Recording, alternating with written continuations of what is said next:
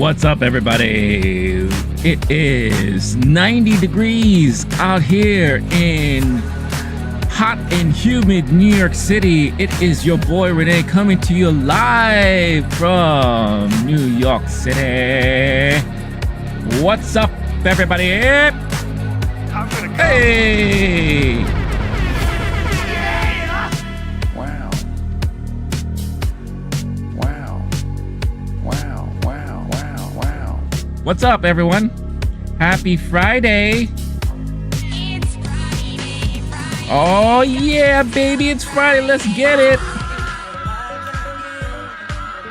Hey, it's Friday. It's Friday. Take your clothes off. Go naked. Go crazy. Do something. I don't know. Don't show me. Whatever. I don't care. What's up, everybody? Scorched in the house. What's going on, Scorched? Nice to see you here. Happy Friday, everybody. It is your boy Renee here on this lovely, sweltering hot Friday. It is so hot. I am already sweating. I feel my back all wet. Wet. What's up, y'all? Always happy to be here on a Friday with all of you. I hope you all had a wonderful week, and I hope you all are enjoying your day and are looking forward to a wonderful weekend up ahead. Today, we are going to be talking about several different things. Going to be talking about the newest movie from M. Night Shyamalan, Trap. It's a trap. Is it a trap? I'll give you my thoughts about it. I checked out the first 3 episodes of that brand new Batman animated show on Amazon Prime called Cape Crusader. I didn't have a chance to finish the whole season. The whole season is available to stream immediately, but I checked out the first 3 episodes to see if it passed my 3-episode test. Does Batman Cape Crusader pass my 3-episode test? I will let you know about that this morning, too. Got some news items to also talk about real quick before all of that stuff. And I figured after I talk about Trap, I will rank the M. Night Shyamalan movies that I've seen. And let's determine what's the best out of the bunch. So it's going to be a fun Friday for everybody. So let me know all your thoughts about M. Night Shyamalan in the chat here. Would love to hear all your thoughts. Scorch has seen A Quiet Place. I'm assuming the new one, Quiet Place Day One. What did you think about it? I enjoyed that movie, actually. I thought it was well done. I thought Lupita Nyong'o and Joseph Quinn was very good in that movie. I just love that whole universe. I love the universe that John Krasinski made. I really enjoy every iteration we've got so far. I do like the fact that now we kind of see how it all started in a major city instead of like suburban America and all that, even though it still takes place within the New York vicinity in the East Coast. But it's very interesting. Now, you know, if we were to move forward from here, if they were going to do more Quiet Place movies, I would love to see them go international. Like what happens in Europe, what happens in Asia, what happens, you know, in South America. Like I would love to see how they all reacted and how they faced these crazy alien creatures coming crash landing through, you know. So I'm very curious if they would ever go that route. And then it will be kind of cool to tie it all together with like a broadcast of, hey, this is how you kind of you know, solve the whole situation. This is how you could kill them and all that stuff like that. So and that's one great way to kind of tie things all together. And I think that would be like a lot of fun, to be honest with you. Ghostlight. I have not seen Ghostlight. I think I've heard about it, but it's not something that's been on my radar. So I don't know. What is that movie about? Scorched. And what did you think of Quiet Place? Let me know your thoughts. Would love to hear about them. Also, if anyone else has seen anything else, watched anything else this week, let me know. What did you watch? Or what are you planning to watch this weekend? On demand, premium on demand for the first time this week, you can now finally see Maxine. If you're interested in catching up with good old Maxine and all that, you can watch that on demand. And I believe there was one other movie that came out on demand this week. I guess A Quiet Place, right? That was the other one, right? So So yeah, so you could check that out. Now, Chris, chiming in from the vertical stream, are you saying hello to Brazil yourself, or are you saying hi? I'm from Brazil. Because if you are from Brazil, hello from New York. Scorchson said, I'm going to watch Maxine ASAP. That's right. Maxine is available on demand. I think as of today. Today was the first day it was released on demand. So that's something you could check out. Scorch also saying Quiet Place was okay. Ghostlight is much better. What is Ghostlight about? Give me your quick elevator pitch as to what Ghostlight is about. Because again, that is not a movie that's been on my radar at all. I'm just curious. Again, I hope everyone has had a wonderful week and having a good day so far. If you're watching live on the stream, make sure hit that like button. Would greatly appreciate it. It helps with the community. It helps with everyone, and it brings big smiles to everyone's faces. You know, so if you want to make someone's day much brighter, hit that like button and react. Hit that reaction button if you're having a wonderful Friday. It's a story about a construction worker who clearly has some stuff he's dealing with. Okay.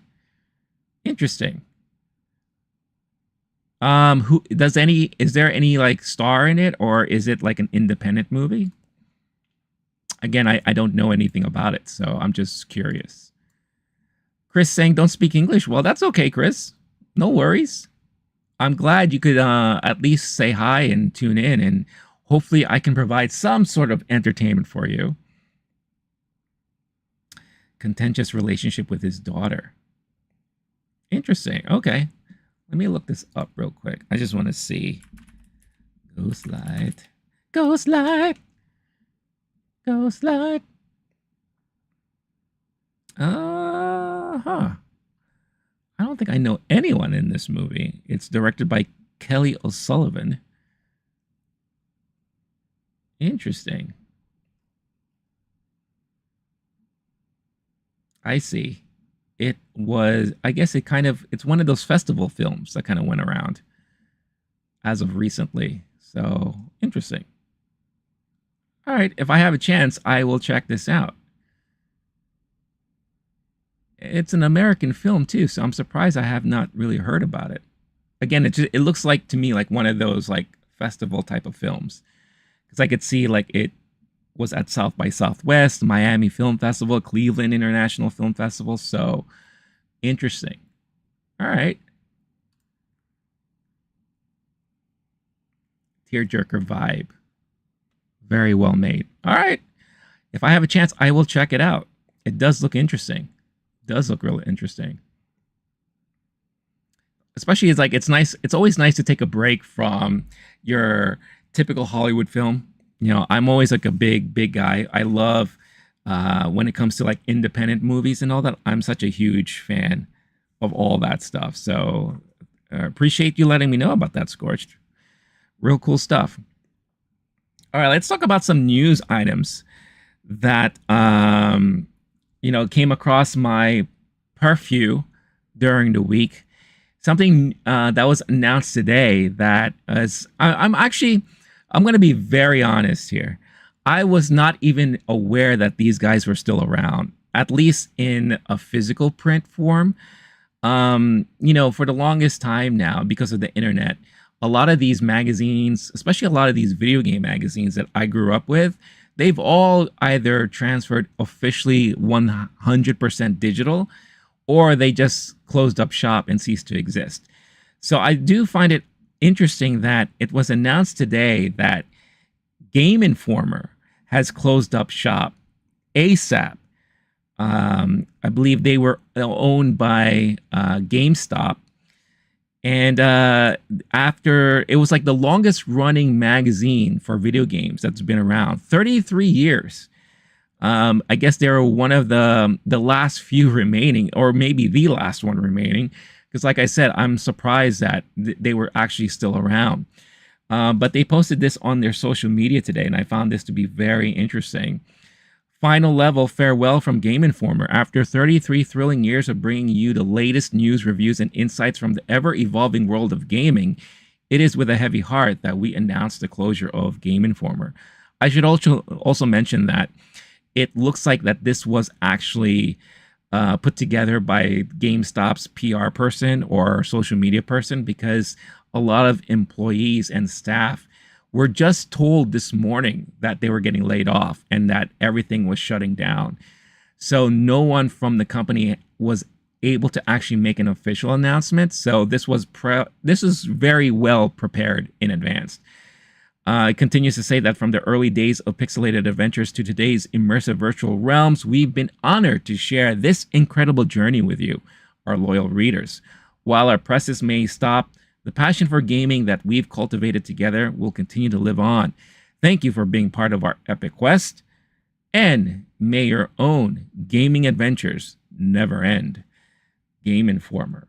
So, interesting stuff about Game Informer. What I will say about them is that, and I'm going to be dating myself here. So I remember when I was a young lad back in the day, this was like back in the Nintendo, maybe going into the 16-bit era of Super Nintendo, Sega Genesis, all those things like that. There was a store called Funcoland. And Funcoland was a specialized video game retail store that it was one of the first ones to allow you to trade in your games for actual credit or cash. And I remember every time you would purchase something from them, they offered you a free subscription to Game Informer, which was actually pretty funny. I always called Game Informer as one of those magazines that most people had but never asked for, because it came free usually most of the time whenever you purchase something from Funcoland. And then eventually GameStop bought them when Funcoland eventually closed up shop, right? And they were, every time I think you signed up for some sort of membership or whatever, it came with a free subscription to Game Informer. The magazine itself was never fantastic. It was never revolutionary. It wasn't anything that stood out really, except for the fact, like I said, it was most of the time it was free for most people. It never really fully competed with the likes of Electronic Gaming Monthly or GameSpot. Those are like some of the higher tiered video game magazines of the time.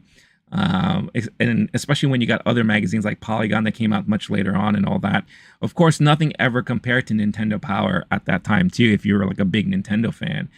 But I'll never forget that any given year, as a young gamer in my teens or whatever, I always had a subscription to Game Informer because, like I said, I always got it for free. And again, I was shocked to know that they were still around after all these years. But unfortunate to hear that they were closed down today, and more unfortunate that they were not given much of a warning. Just pretty much all staff was laid off this morning and everything closed up immediately. So RIP to, once again, a sign of the past, a sign of the times that, another publication bites the dust in Game Informer. So I don't know if anyone here has ever had a Game Informer subscription at one point in their lives, but I'm curious to hear if you have, and if you have any fond memories of the publication at all. I see T's in the house. What's going on, T? Nice to see you as always. I hope you're having a wonderful day. Hope you had a great week. Scorch has been giving his ranking of M. Night Shyamalan movies. Number one, he has The Visit, 2 Servant. I guess that's not a movie. That's based on his TV show. 3 Split, 4 Knock at the Cabin, 5 Old, 6 Glass, 7 Signs, 8 Lady in the Water, 9 The Village, 10 Unbreakable. Those are his top 10 M. Night Shyamalan. I will call them projects because, again, Servant I don't really count as a movie, but it is something that M. Night did do. So pretty good list. The Visit I've never seen, and I know people have recommended that movie to me numerous times. I just never had a chance to watch it. So I can't speak up on that. I'm actually shocked to see, at least for me personally, that Old is part of your top 10. But hey, everyone finds movies all different. It's all subjective and all that. Lady in the Water, I'm also surprised to see in your top 10. Because for me, that was a very unbearable movie to watch when it came out in the theater. I remember watching it in the theater when it first came out, and everyone in the audience pretty much was just like, oh, when is this movie going to end? It was just so bad for all of us at that time. T saying sad, like Bungie layoffs over 200 more people. Yep, I remember that. It's another piece of news that came out this week. I know there was some controversy about that too, because I heard the latest DLC for Destiny did really well, but I also read that these layoffs were planned at the beginning of the year, regardless of how well that DLC did. So the video game landscape, as far as industry is concerned, is really messed up right now. So a lot of sad news across the board. T saying 6 cents in their opinion is number one. I may agree with that, but again, we will see later on when I give my full ranking of all M. Night Shyamalan movies, and I'm ranking them based off of the movies that he's directed, not anything that he's just written or produced. So we'll talk all about that stuff. Other bit of news too, again, if you are a child like mine who grew up with a lot of these fond memories of such channels, Warner Brothers Discovery is shutting down another streaming service that may be close and dear to many people's hearts, and that is Boomerang. Warner Brothers Discovery shutting down Boomerang streaming service. Subscribers and some content from the classic cartoon platforms will move to Max. I think this is just a consolidation effort. Again, it doesn't make sense to me if Warner Brothers Discovery is focusing so much on Max as their main go-to streaming service, why they would have a lot of these one-off streaming services. And I'm surprised something like Boomerang was still around for this long. But it is kind of sad, though, when you think about it, because it is a name that is so well known, especially if you're a fan of Cartoon Network. And if you had cable at one point, if you ever wanted to watch like the old Hanna-Barbera cartoons or the old like Looney Tunes and Bugs Bunny cartoons, Boomerang was like your go-to spot, because Cartoon Network started to slowly move into more modern stuff and anime-related content. And of course, you had your Adult Swim stuff. But if you wanted to watch the classics, Johnny Quest, all those things, Boomerang was your place to go to. And I remember just enjoying watching Boomerang from time to time. But their streaming service is officially closed down as of September 30th. So the streaming service will cease operations on September 30th, and its subscribers and some of its content will be folded into Max, WBD's flagship streaming platform. Boomerang's linear channel will continue to operate on cable and satellite providers, where it's in about 26 million homes. So that's good to know. So for the very few of you that still subscribe to cable and pay for cable, at least you could still have access to that channel. Boomerang subscribers received a message from the streamer notifying them of the shutdown, and that their subscriptions will be moved to Max's ad-free tier with no change to your subscription price until further notice. That represents a bargain for Boomerang subscribers who pay $6 a month for their service. That seems like a lot of money per month for that type of service. Max's ad-free plan costs $17 monthly. Max already carries some of the same programming as Boomerang, including classic Looney Tunes shorts, several Scooby-Doo series, Tom and Jerry, and the Flintstones. In its note to subscribers, Boomerang noted that some Boomerang content may not be available after the switch, but didn't specify what wouldn't be making the move. Mentioned that the cable channel launched back in 2000, expanding as part of what was the Cartoon Network at that time. We still have the Cartoon Network now, but it was such a different landscape back then. The shuttering of Boomerang follows the kids streaming Noggin, which shut down earlier this year after a round of layoffs at parent company Paramount Global. So again, another platform closing up shop, but again, doesn't surprise me because it is part of an overall streaming service that could all be like under one umbrella, right? Which is like the Max platform. But again, a lot of fun memories about Boomerang back in the day. So, all right, let me quickly catch up on the chats. Scorch continued with his list. 11, Devil. 12, The Last Airbender. 13th, The Happening. Wow. Amazing. T, most people have either Unbreakable or Signs as number one. Become kind of trite to me after all these years. Signs I like, according to T. Tell me if I should watch the Batman because he gotta go.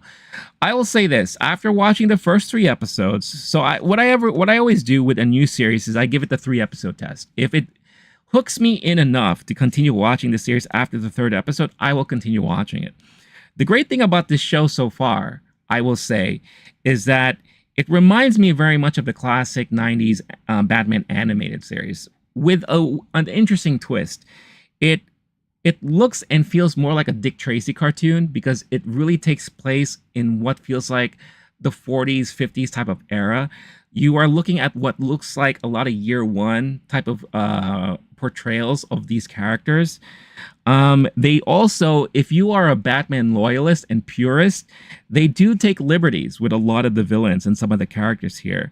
For example, in the first episode, it centers around the Penguin, who happens to be female this time. In episode 2, it's a different take on Clayface. In episode 3, it's Catwoman, which is a little bit more of the Catwoman you're familiar with.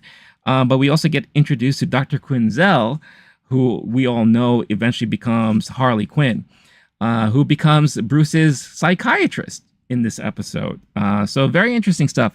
I will say it is intriguing enough that I will continue to watch this show because I want to see what other episodes, what they dive into. It also feels very much like an origin series so far, or an origin season when it comes to a lot of these villains. But Batman is already established, but you could tell it's earlier Batman. He definitely does still do a lot of detective stuff. He kind of acts like a dick to Alfred, if I'm going to be very honest.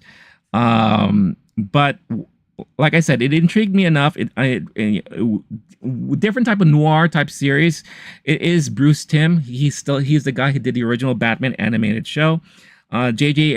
Abrams is also a producer, and Matt Reeves, who directs the new Batman movies, with Robert Pattinson, is also heavily involved in this. So, like I said, if you are open to seeing another version of Batman, which is a little different, it definitely still feels very Fleischer-esque, if you are familiar with the Fleischer Superman series from way back in the day, which a lot of people kind of compare the animated series in the 90s to.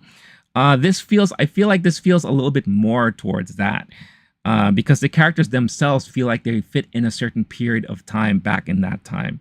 But like I said, they do take a lot of different takes on a lot of the people that you're familiar with. And if you're okay with that, then I would give this a shot. Like I said, it intrigued me enough that I want to see what they do for the rest of the season.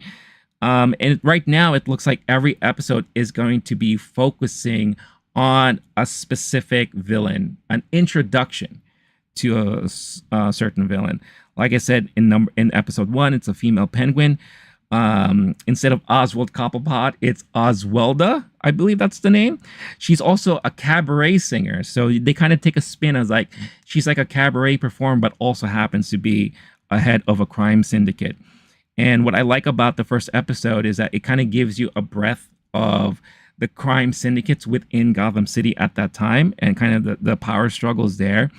We get introduced to Harvey Dent and Barbara Gordon, who Barbara Gordon in this show seems to be a criminal lawyer.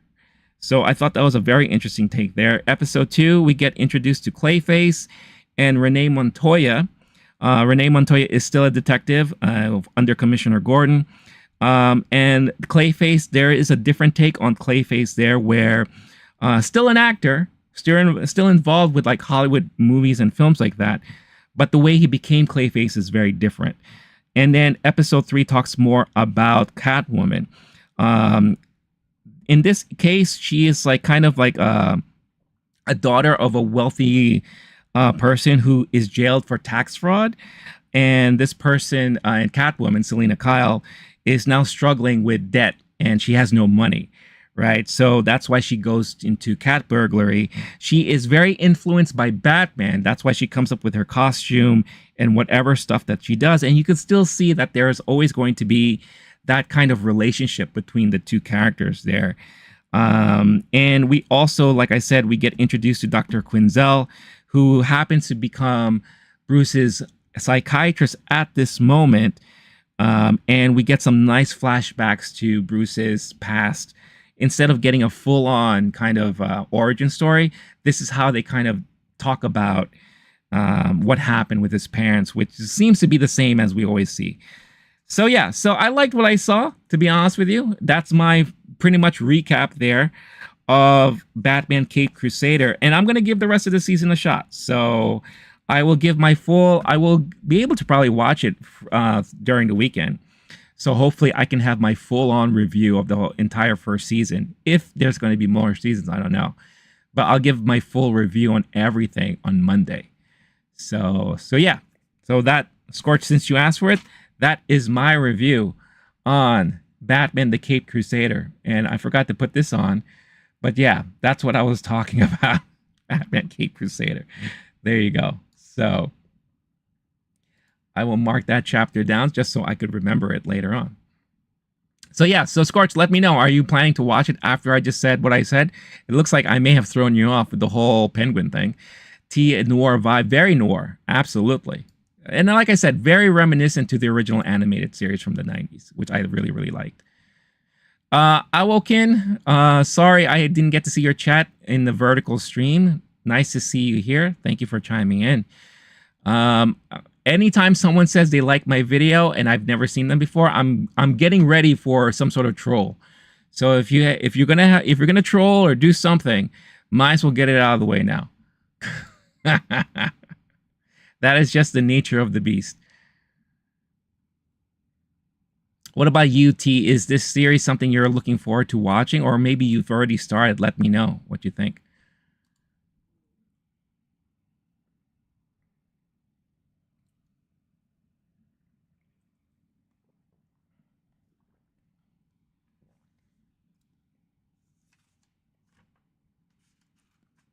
As I'm gathering the rest of my notes here on some of the other things that I'm planning to talk about today. But as well, I wait for them to chime in on all of this stuff. Let's go into other news that I've been interested to talk about that kind of dropped this week. One that really stands out to me is ever since now, it's been revealed and announced that Robert Downey Jr. is going to be coming back to the MCU as Dr. Doom. You knew it was going to happen eventually, that we were going to hear from Jonathan Majors, or someone was going to try to ask Jonathan Majors what he feels about the whole thing. And it sounds to me like Jonathan Majors is kind of heartbroken over it all. And that is basically what this article says. So I'm here on Dark Horizons talking about this Jonathan Majors news. With the announcement of Avengers Doomsday at Comic-Con, the news effectively sweeps aside the remnants of the previously planned Kang the Conqueror storyline. Just over a year ago, Marvel was invested in its plans for the villain whom Jonathan Majors had been playing across Loki and the third Ant-Man film. But then Majors was arrested for assault and Disney fired him after his conviction. Marvel had to either recast or change its plans, and no one was quite sure which option they would take until this past weekend with Robert Downey Jr.'s Dr. Doom taking over. In a brief interview with TMZ, of course it's TMZ, they're the ones who, of course, will always go out there and find out how he would feel about all this stuff. Majors was asked about the news, saying he is heartbroken. Come on, of course, I love Kang. Dr. Doom is wicked, though.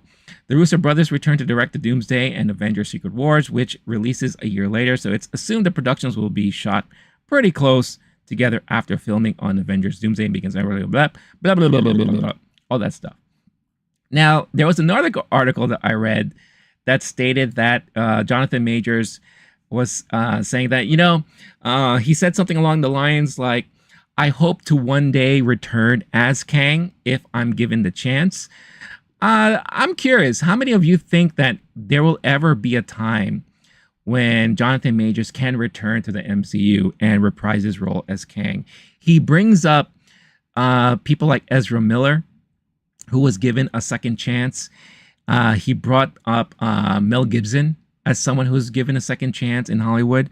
So I wonder, honestly, if you ask me, I think Ezra Miller is pretty done at this point. It's going to be hard for them to come back and I think establish themselves back in Hollywood. But anything is possible. I mean, Mel Gibson is a good point. I mean, this is a guy that's been pretty much shunned from Hollywood because of his, the things that he said and his ways of handling certain phone conversations. So, you know, I don't know. I think eventually Jonathan Majors can make a comeback in Hollywood, but I don't know if he'll ever be able to come back in the MCU. I mean, look at what's happening with who's that? With Gina Carano. She's still moving forward with her lawsuit against Disney, and it looks like it is definitely going to go to court. So that's going to be very interesting when that really happens. But I don't think we'll ever see a time when Jonathan Majors comes back as Kang in the MCU. But I'm curious, what do you all think about that? Let me know. T says loves the Batman. Love it. Takes as an Elseworld type deal, which is basically is. Yeah. I mean, I think it again. It's like reading a comic book, run. It's like seeing a different version of the Batman in a different type of era, in a different type of setting, right? Even though it's still Gotham City, even though you're still dealing with certain names that are the same, it's just different takes on some of the characters. So I mean, for what I saw, I'm liking it so far, and I'm looking forward to the rest of the season. So it'll be interesting to see how it goes on from there. T saying, if only if after Secret Wars, once the reboot happens, in regards to Jonathan Majors coming back to the MCU. I don't know. We'll see. We'll see. I'm a huge fan of redemption arcs, and I would love to see Jonathan Majors, really show that he is atoning for all of his mistakes and all those things. And it would be nice for him to come back and come back strong in Hollywood. But I don't know. It'll be interesting to see. I mean, they were able to bring back James Gunn after initially getting rid of him, right? And but I don't know. That's one of the very few that I've seen Disney have come back or asked to come back and rehire after they let them go. So time will tell. Just like wounds, time heals all, right? Another interesting piece of news here that I thought was kind of silly and hilarious. Jamie Lee Curtis and Marvel, you could tell that maybe she's still hoping for a role in the MCU because she wants to play nice. Here's an article. Jamie Lee Curtis vows to do better after saying MCU was in a bad phase. The Oscar winner called her remarks in a Comic-Con interview stupid and said she'd reach out to Kevin Feige. I thought this was funny. Ryan Reynolds actually reposted this on Twix, and he said something along the lines like, "Oh, I didn't realize we have to apologize now for bashing on Disney and Marvel." But Jamie Lee Curtis has reached out to Marvel Studios president Kevin Feige and vowed to choose her words about the MCU more carefully. The Oscar winner went viral on X, formerly Twitter, this week after a Comic-Con interview with MTV, where she was asked to name what phase the Marvel Cinematic Universe is in at the moment, stating bad. She replied, bad. Curtis now issued an apology. On X, she wrote to fans that her comments about Marvel were stupid. She added, I will do better. I've reached out to Kevin Feige and will no longer play in that mudslinging sandbox of competition we call the internet. Nor will I engage in the toilet paper promotion or gameplay that is designed for clicks, not content. Deadpool and Wolverine, blah, blah, blah, this and that. So here is Jamie Lee Curtis's post. My comments about Marvel were stupid and I will do better. I've reached out to Kevin Feige and will no longer play in the mudslinging, blah, blah, blah, all this kind of stuff. So I thought this was pretty hilarious because it screams, I want to be in Marvel and I want my options to be open. So I want to play nice with everybody. That's basically what this screams to me. Here's someone who is a working actress. She knows that if she has an opportunity to land a role in the MCU, that means a big paycheck for her, right? That's what every actor would love, is the major paycheck from a major studio. I mean, Harrison Ford is the more recent one now, understanding how that all works, despite him, boo-hooing about involvement in MCU. And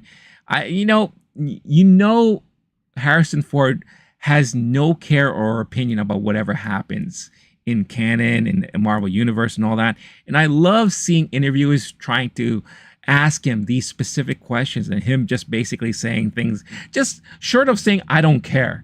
I'm here to act. That's my job. I'm here for a paycheck. The end. And Jamie Lee Curtis probably was hoping for a big payday too. So this screams as someone who is just hoping to play nice and doesn't want to wash away her chances at landing a big gig, like a Marvel gig. So I thought that was actually pretty funny. And sticking with Marvel, the last bit of news I wanted to talk about this morning too is in regards to some movie dates in 2027. This was released really like very shortly before I went live today. And Disney makes major play for 2027 movie calendar. The studio has newly dated 11 projects from its film slate for that year, including 2 untitled Marvel features. So from what it sounds like, they are really pushing forward with feature films, which is something that I was kind of guessing after their kind of presentation on San Diego Comic-Con. I think I said this on Monday, that I see them moving forward, putting more focus and emphasis on feature films versus Disney Plus series, which I still think, they're going to do, but I know that their main focus is trying to get the big dollars and people back in theaters watching their films with anticipation, right? So Disney's making a land grab for 2027 movie release dates. The studio announced a long list of official changes to its film release calendar on Friday, that's today, including the addition of 11 untitled projects for 2027. The only 2 features previously on the company's calendar were Avengers Secret Wars on May 27, 2027, and an untitled Star Wars movie for December 17, 2027. Among the projects with newly added release dates are an untitled Marvel film on July 23, 2027, and one on November 5th, 2027. Additionally, Disney has added an untitled Pixar feature for June 18th, 2027, and an untitled Disney animation film for November 24, 2027. That's a lot of movies for one studio in 2027, especially for Disney. Also joining the calendar are untitled Disney films for August 8, 2025, September 12, 2025, and February 12, 2027, March 5th, 2027, Marvel's April 2, 2027, May 28, 2027, August 6, 2027, September 17, 2027, and October 8, 2027, 2027, 2027. Say that 5 times as fast. Other newly announced tweaks for the company's forthcoming slate include Searchlight's A Real Pain, in which Jesse Eisenberg directs and also stars alongside Kieran Culkin. I'm actually looking forward to this movie. Moving to November 1st, 2024, after previously have been dated for October 18th. Additionally, an untitled Disney movie moves up a week to August 7th, 2026, with another one moves up a week to September 11th, 2026. So a lot of stuff. That's a lot of stuff. And I'm not gonna spend my time right now speculating on what those Marvel projects could be in 2027. Who knows? At this point, who knows? If you still got Avengers Secret Wars coming out on May 27th, right? So that means that these other Marvel films are coming out after that. So July and then November. So whatever is the result of what happens with those movies, I guess we'll see follow-ups, or who knows. So interesting play, not surprising. But it is interesting nonetheless that they are so hardcore on going forward with movies in the next couple of years. T saying, I mean, she wasn't wrong. It felt like it had to be been in a bad state, but smart to go back on for a chance. I don't know what role she could honestly play. I don't either. I don't either. Maybe she could play. No, that's not true. I was going to say, you know what? If we didn't already establish who Aunt May was in the Spider-Man universe, I said she could probably play a decent Aunt May. Who knows? I have no idea. No idea. But I think a lot of people have voiced their opinions about Marvel. Look, Deadpool and Wolverine, they joke about how bad Disney is with the Marvel stuff recently. So they are not shying away from at least calling themselves out on how bad their stuff is at the moment. So, good on her. But at the same time, too, yeah, as a working actress in Hollywood, you have to be kind of careful sometimes, because if you do want to land a big paycheck, you kind of have to play nice, right? So, T saying, Scorch, I'm looking forward to Agatha. I am too. But I am very curious as to why they're saying that this Agatha series is going to be like the Goonies. So that means it sounds to me like it might be very kiddie, like Skeleton Crew. So I don't know. I don't know how serious it's going to be or how serious they're going to take it. But it's going to be interesting to see. T saying Madam Web. Oh, I could see Jamie Lee Curtis playing Madam Web. Yeah, like a more future Madam Web. If we ever want to see Madam Web again, I mean, I don't know if that's something that they want to go back on that well on, especially with how many people have just poked fun at that movie. Deservingly so, too, but I still think, and this is just me, Madam Web is secretly a brilliantly done movie in a way. Especially if you're a fan of like those type of action films from the 90s, late 90s, early 2000s. What's going on, Woni? I hope I'm pronouncing that correctly. Chiming in on the vertical chat. I hope you're doing well. Hope you're having a good day. Thank you for chiming in. So yeah. So interesting stuff all around. So, Scorch, you're still here. So let me know. Are you going to be watching the new Batman Caped Crusader series? I'm just looking forward to Daredevil, says T. I am too.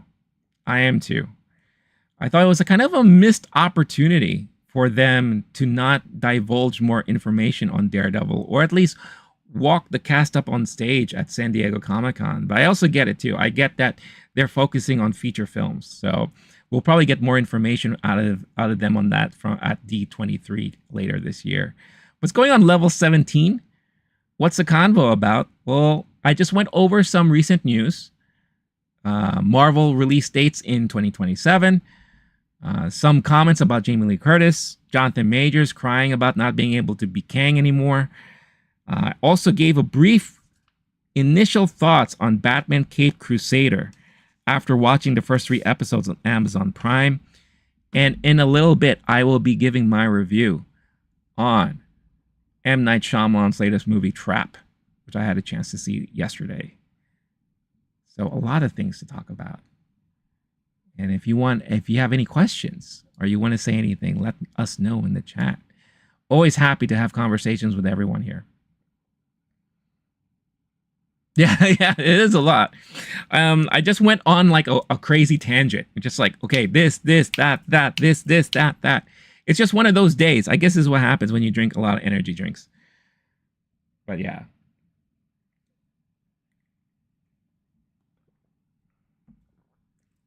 Level 17. Have you had a chance to watch Trap yet? Or are you planning to? Let me know.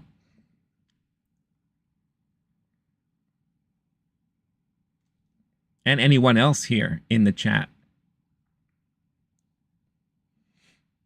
Level 17 saying, I'm not gonna lie, 2024 full of surprises, especially with these celebrities. Oh, that is truth right there. That is absolutely the truth. So many different surprises. So many different things happening. It's crazy. It's been quite a year. Quite a year.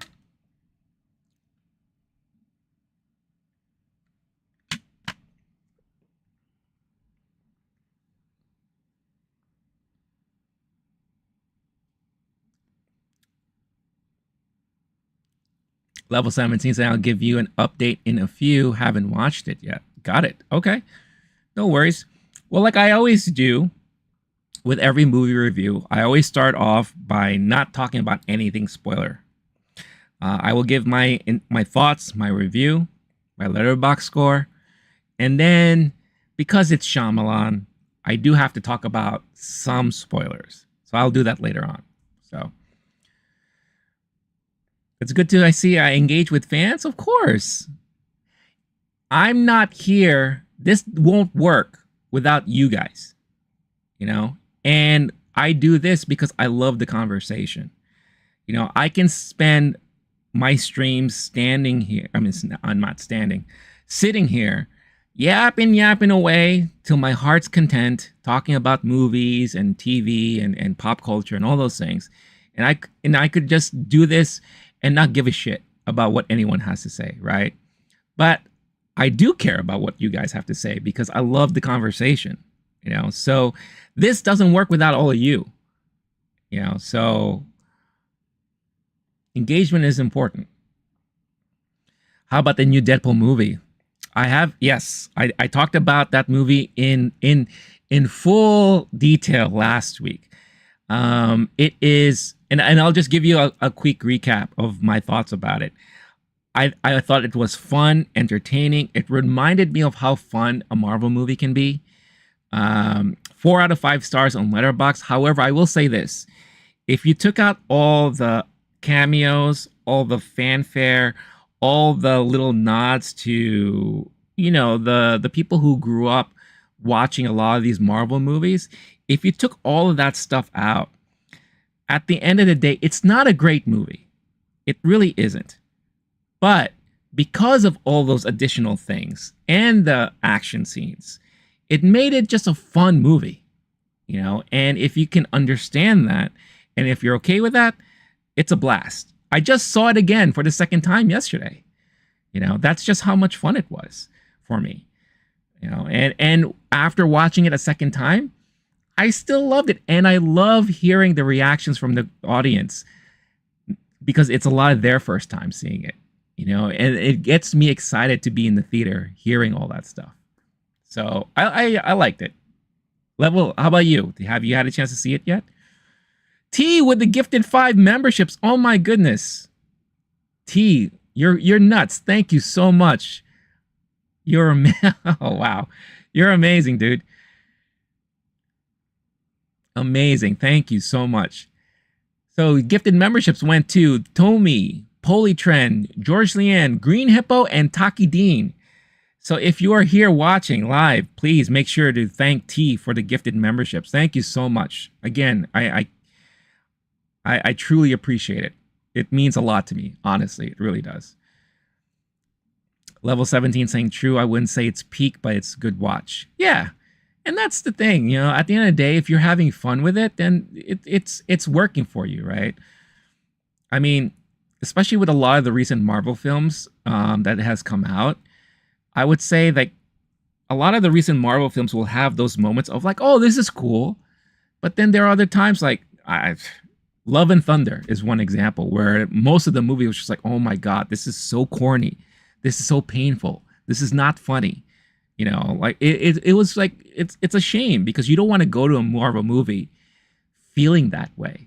You know, at least here you felt the entertainment, you felt the fun, you know, and that was, and it's great. It's great. Also, I'm not sure why. Hold on, I want to make sure that I give the proper alerts for this stuff to show up, but for some reason it's not showing up. So I do apologize for that. Oh, I know why. I know why. I get it. My alerts are only set up for the traditional stream. So, sorry about that, T. But again, I announced it. And again, if you're any of those people I mentioned, make sure to give a huge thanks to T for the gifted memberships. T saying it's upsetting how they have done Thor. I know. They made him too comical. They made him too comical. It was never supposed to be that way. But is that, whose fault is that though? Is that Taika Waititi's fault? I kind of put some blame on him on that. Level 17, I did watch it. It's not bad, but the hype around it, not as compared to the movie. I think the issue with Marvel is that they are forcing too much of something to make something that's not there. Yeah, the one criticism I've always had with Marvel, especially recently after, I would say after Endgame, is they're treating their movie division and TV division too much like the comic books. In the comic books, you are expected to see endless amounts of series and issues and storylines and plot lines. And if it's something you're into, you would buy these group of issues to, you know, understand what storyline they're trying to tell, right? You would read this because, oh, I like this character and all. But you're not expected to know everything. But with the movies and the TV, that audience is so different. You can't expect everyone to watch everything. The minute you do that, the minute you start losing the audience. Because a lot of these people are more casual movie fans, right? But the minute you start forcing them, like, oh, you have to watch this show to understand this, you have to watch this show to understand that, and plus the shows aren't that entertaining, oof, that's when you really, really start shooting yourselves in the foot, you know? And one of the things I said after I saw their presentation from San Diego Comic-Con was I really would love them to stop introducing new characters. Just put a cap on it for now and just give us more of what we've already seen, you know? You've introduced so many people to us. Where is Shang-Chi, right? What's Wong doing right now? You heavily pushed Wong for so long. What is he up to? Nobody knows. What's happening to Vision, right? He's running around all white somewhere, right? Yes, we're getting an Agatha series later this year, and we're getting a Wonder Man series. Again, another new character, you know. But what's happening to, and I know we're getting Thunderbolts, so we're going to see a lot of those characters that we were introduced to in one thing. But let's focus on a lot of these things that we've already seen instead of introducing, and then where's it going to go after that? Yeah, so we'll see. Star-Lord's in the house. What's going on, Star-Lord? Nice to always see you back. You got a new profile picture. Level 17 saying new characters with poor storyline with no proper foundation that support any sequel. I don't disagree. I don't disagree. It makes fans distanced from what they expect. And I will also add this. And you negate a lot of things that have been established already within the universe. For example, Secret Invasion. You're telling us now that the Rhodey that we have known for so long, since what, Civil War or maybe even Winter Soldier, is not the Rhodey? So who the hell have we been rooting for this whole time, right? And you introduce us to who's supposedly now one of the most super-powered persons in the MCU, and she's like never to be seen again. Like, what is that about? You know? And then you also make one of the most beloved characters someone that's kind of like a throwaway at this point. And I'm talking about Nick Fury, right? And then he was kind of like comic relief in the Marvels, right? So I'm just like, what's happening? What are you doing? Yeah. It's unfortunate because they've done so good for so long, and then to see it kind of fall apart. So I'm hoping that course correction, all this stuff can move forward and can fix things for them. But we'll see. I mean, I'm hopeful for Fantastic Four. I think that's going to really make a difference. I'm hopeful for eventually when they do an X-Men movie, right? RDJ back as Doctor Doom is intriguing. If he is truly Doom himself, I'm going to be a little disappointed, but I think he's a variant. So I think if they explain that well, that could be cool, but I guess we'll see. Starlight saying, I woke up from a bad dream, so I decided not to go back to sleep. What was your dream? Do you remember, Starlord, what it was? 17 saying they are forcing too much and not taking the time out to introduce things properly. Yeah. It almost feels like, you know, they had such a proper plan for the initial Thanos phases. And then after that, they kind of just were throwing things on the wall to see what stuck. Maybe they had a plan, but the plan didn't feel, you know, fully fleshed out. And I think that's when you kind of saw that. And like T says, plot holes. That's when you really see that I think Kevin Feige lost touch or lost control for a certain time. And I'm pretty sure someone sat down with him, probably Bob Iger, is just like, hey, you need to knock all this shit out. Let's get back on the ball here, right? Let's work on things. Started saying, yeah, but I rather not go into deep. Ooh, that sounds like it's a very bad dream, Star-Lord. I'm sorry. I hate dreams like that. Well, hopefully you could kind of forget it now. Jester's back. What's up, Jester? Always a pleasure to see you. Hope you're having a great day so far. T, interested in how powerful they plan to do Doom and how he gets to that point. Yeah, I mean,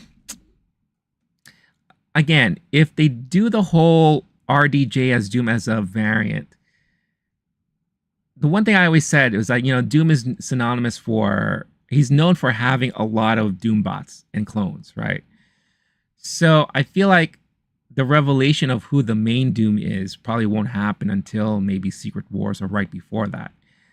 So it will be interesting to see how they explain all that, if that's the route they're going. Again, we're just speculating at this point. But yeah, I don't know. We'll see. Doom is a great villain. One of probably Marvel's best villains. And a villain that should last for multiple phases.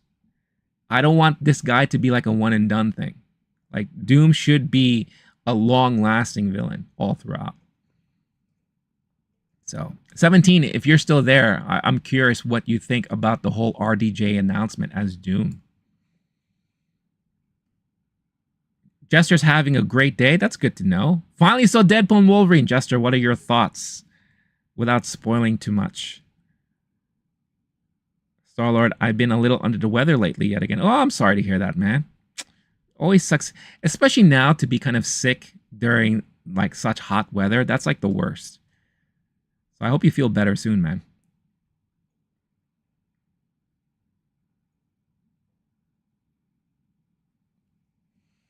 Jester, so you just saw Deadpool and Wolverine. I saw it for the second time yesterday, and it's still as good as the first time I saw it, so. Level 17, I'm gonna head out though. Be safe, keep the grind up. Even now, I haven't watched Eternals. Oh, wow, really? Oh, I kind of don't blame you. Although, for me personally, I loved Eternals. I thought Eternals was good, but I feel like it's a waste now, knowing that they're probably never gonna go back to that, those group of characters. But I appreciate you for joining the stream, and hopefully I get to see you again. Jester loved Deadpool and Wolverine. Let's go. Love to hear it. Love to hear it. Love to hear it, man.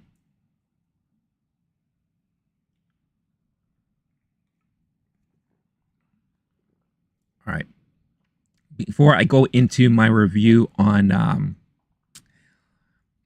Trap, I just want to make sure that the world is not blowing up outside. Checking my phone. Okay, everything seems to be good. Good so far. La da da dun dun dun dun dun dun. Hey yo. T saying, I see Secret Wars and just keep thinking God Emperor Doom. That's on some serious power level, but Marvel loves to nerf down characters, especially their villains. Especially their villains. With the exception of maybe Thanos. I thought Thanos they handled pretty well, as best as I think they could. You felt it. You felt his impact. With Doom, it has to be that level. But as we know, we had years and years of buildup of Thanos. Are we going to get the same thing with Doom? I'm hoping we do, because Doom is a very, very important villain, one that sticks around for a while in the MCU. So I really do hope they give him his proper due. T says, I think greater. I won't argue with that. I won't argue with that. Level 17. Also, as it relates to RDJ, it's a gamble. I think that's a nice way to put it. That's a very nice way to put it. It is a gamble. It's a risk. It's a giant risk. And man, the discourse I saw from people when the announcement was made was insane. He's known for one thing, which is a major role in Marvel, so we can't just hope he'll carry the role well. True. But I will say this. On one speculative side, and I said this on Monday when I talked about the announcement, imagine in the movies the reaction of like a Peter Parker seeing his mentor, seeing his role model, his icon, portrayed as a bad guy for the first time, how would he react? Everyone else who loves Tony Stark, right? Pepper Potts, if they ever bring her back, Happy Hogan, right? And the rest of the crew, how will they react seeing somebody that sacrificed themselves to save the world now is the bad guy, right? It would be kind of cool story-wise to see how that reaction will play out. If done well, if written well, done well, it'll be really interesting to see all that.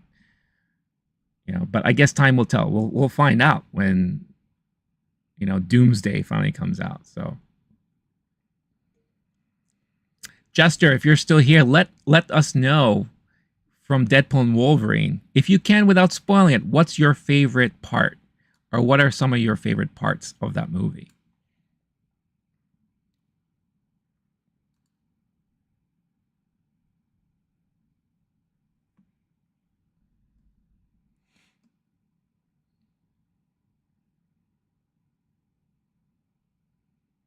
Again, I'm just waiting for the chats to come in. And again, I hope everyone's having a wonderful day today. If you're watching live, don't forget, hit that like button. Would greatly appreciate it. Everyone here would greatly appreciate it. That was your favorite part, T? It's funny watching it again last night.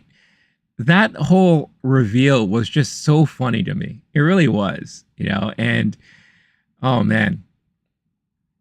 It's amazing that we live in a time where we can get something like that.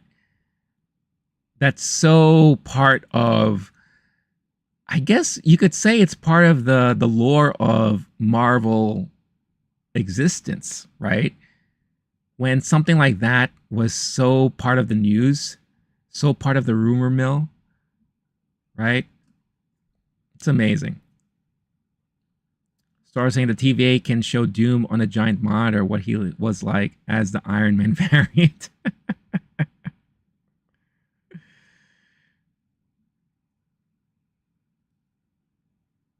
By the way, I will have to say at my showing of Deadpool and Wolverine last night, once again, the moment that got the biggest pop from the audience was the big reveal of a certain Day Hunter. A major call to Loki or callback. That would be interesting.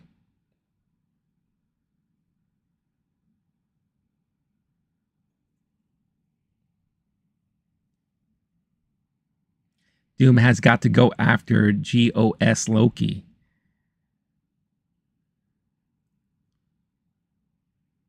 What's going on, Tiny Gucci? Hope you're doing well. Oh no, my legendary got deleted in Pokemon. Oh, I'm sorry to hear that. How did that happen? Do you know?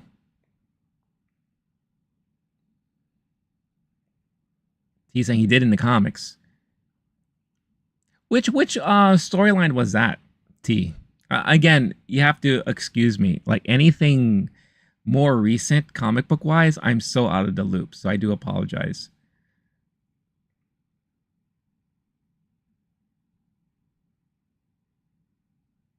Tiny Gucci said, I have to do a second save to get it back. Oof. Well, hopefully you can recover things without any other problems. That really sucks.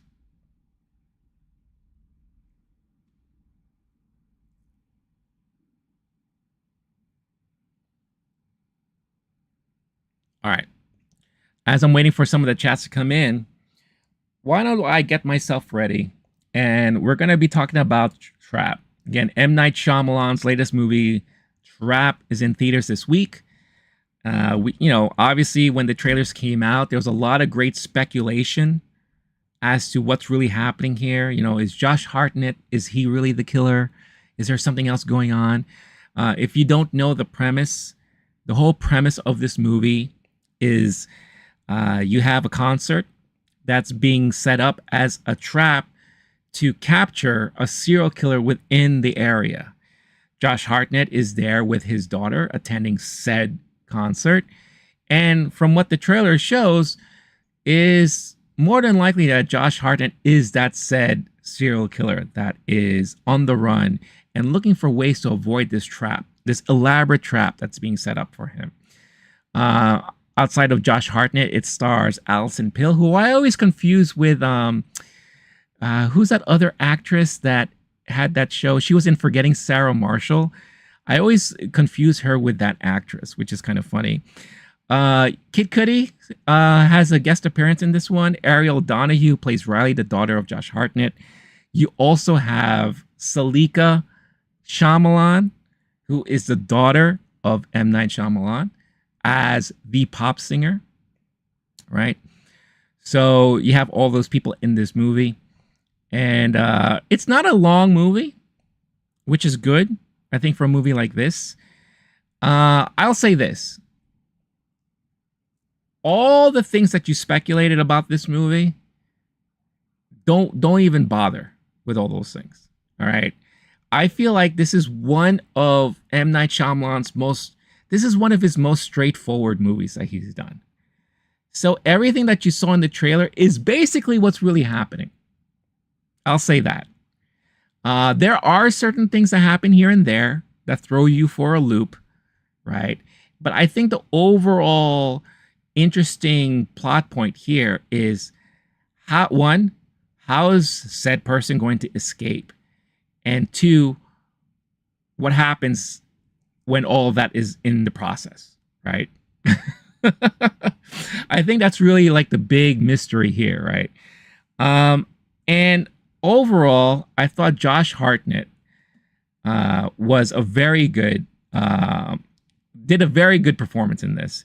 His character is very creepy, very, I want to say, very cunning, and very awkward and strange. Kind of what you would expect from like a serial killer and all that. But there's something that about this movie where I felt like it felt very hokey in a way. Like a lot of the acting felt a little bit over the top. I felt like some of the dialogue was a little bit off in a way. I think the real trap here is M. Night Shyamalan falling into the whole nepotism trap, having his daughter in his own movie. It makes me wonder, because I remember he said something along the lines that the premise for this was, imagine Silence of the Lambs happening at a Taylor Swift concert.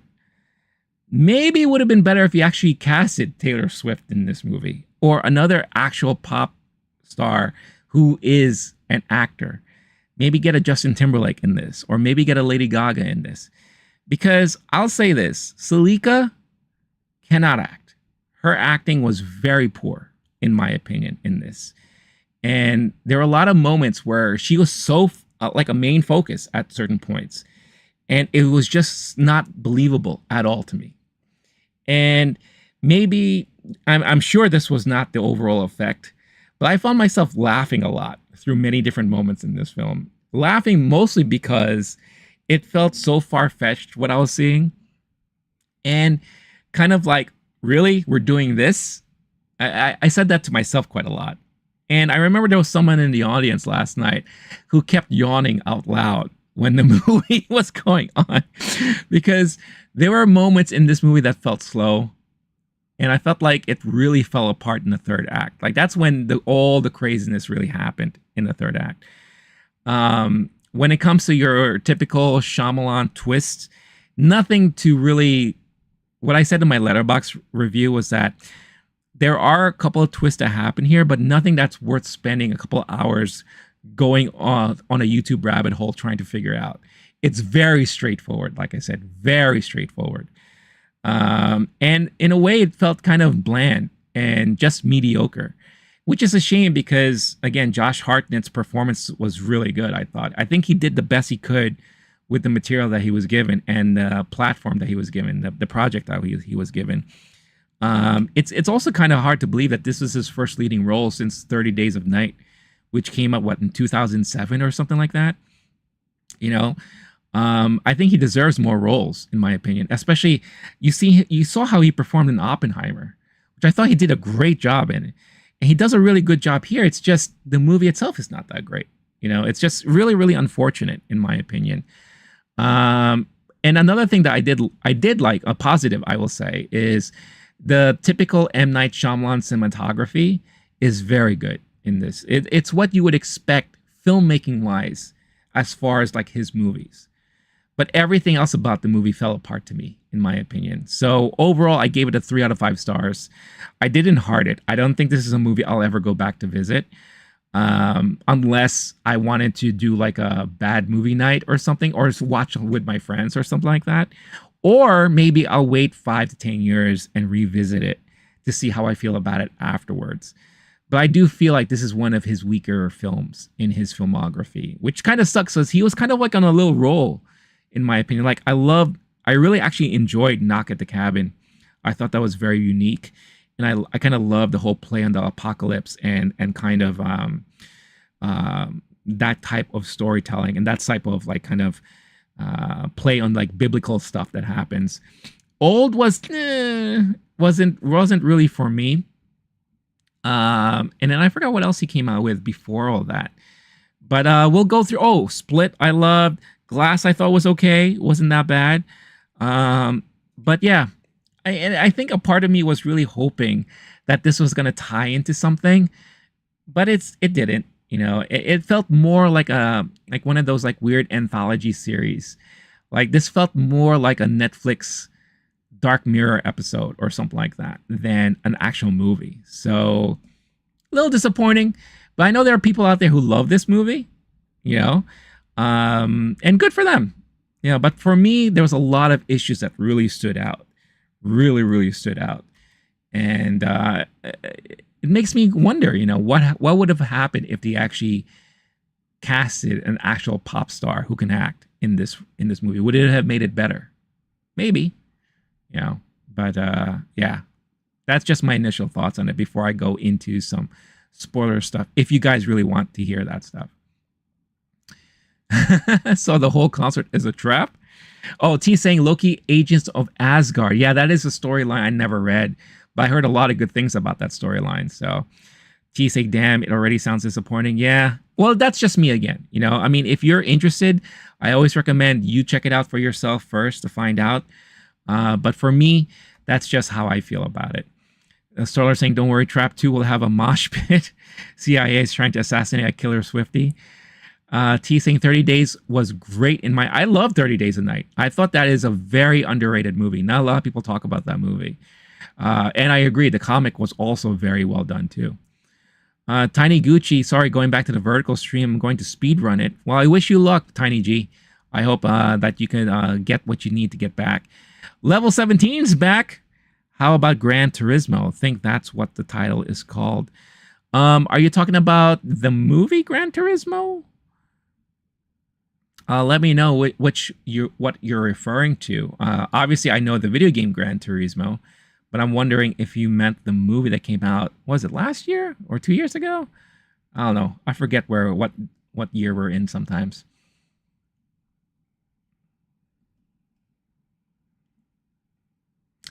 He's saying M. Night has a whole marathon going on right now on HBO. Are you serious? Really? What movie is currently being shown right now?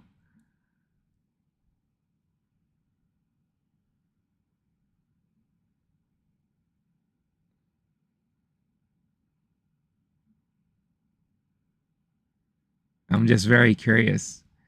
Because he has a lot of movies under his belt at this point in his career. And not a lot of them are great.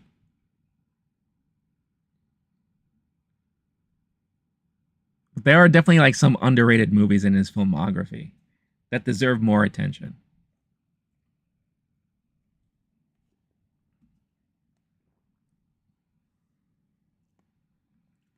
Unbreakable. Very nice. Very, very nice. With Signs next. Wait, is that in order? I wonder if that's chronological order as of release date. I'm testing my film knowledge at this point. Yes. Unbreakable did come out before Signs, right? Because you had Sixth Sense. Then after Sixth Sense, he came out with Unbreakable and then Signs. And then Lady in the Water, I think. No. The Village and then Lady in the Water. Wish they did that for Stephen King.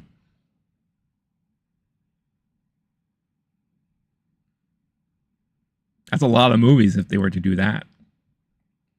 But those are fun. I like whenever like channels do like these like special movie marathons.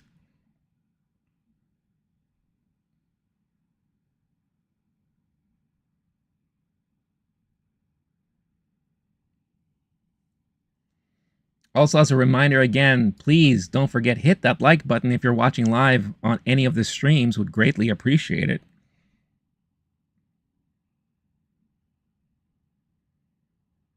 But he would have to make a new movie.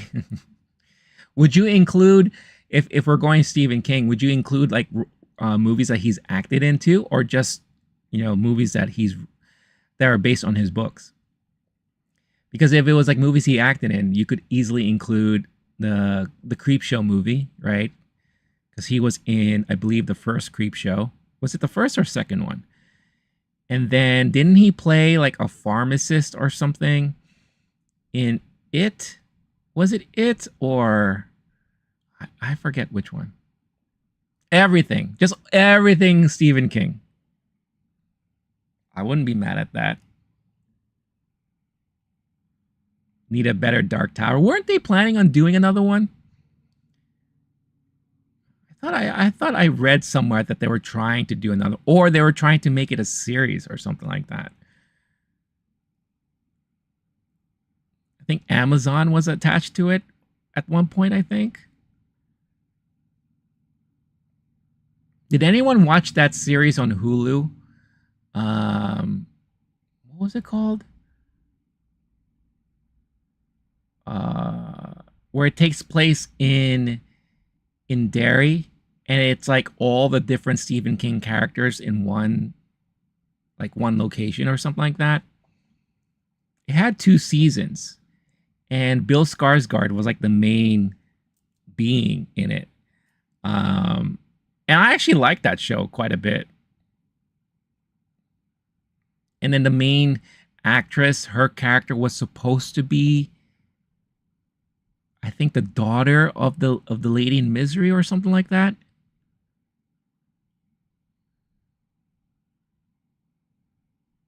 He's saying I thought it was going to be a series. Star saying I like M. Night, but the King rules night and day. Well, I think it's also I also don't think it's a good comparison to say M. Night is like Stephen King. They're very different. I remember at one point a lot of people were saying that, oh, M. Night is like the new Alfred Hitchcock. But now the new Alfred Hitchcock is Jordan Peele. There's always going to be a new something, right?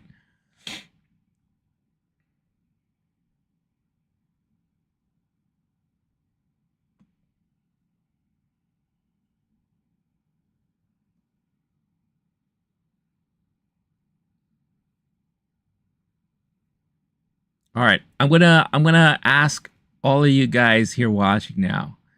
Would you like me to go into quick spoilers on Trap, or would you prefer I don't? Let me know. Castle Rock, thank you. T, thank you. I love that show. I was kind of disappointed that they weren't going to come back after the second season.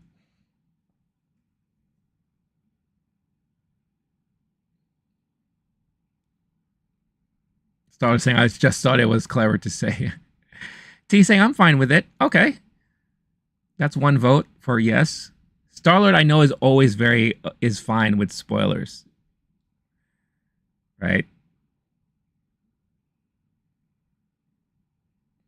As soon as he gives me the thumbs up, then we're going to go into some quick spoilers so I can talk about this real quick.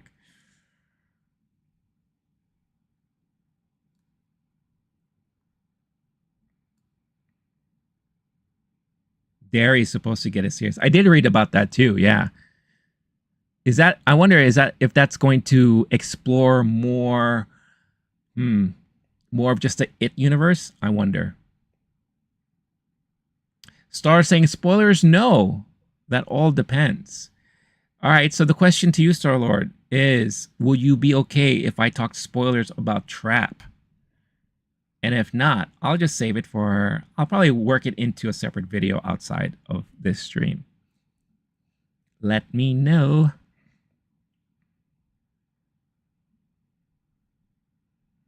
Pennywise Mythos. That would be interesting. I think that would be interesting. Again, if written right and you have the right people in it, I think that could be interesting.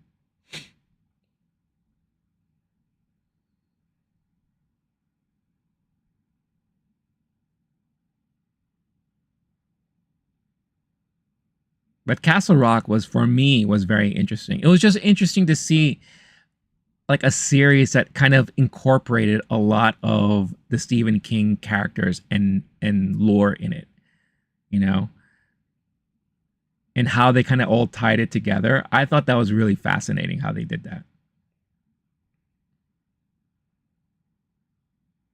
It has to be a movie or show that I really want to be in the universe immersed in. Okay.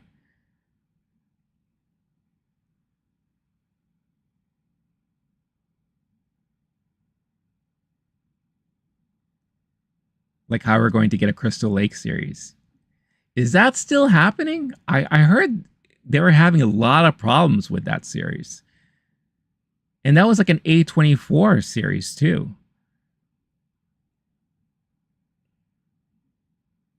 Like I kept hearing it was on again, off again, on again, off again. Whoever owns the rights to whatchamacallit, to the whole Friday the 13th stuff is so messed up.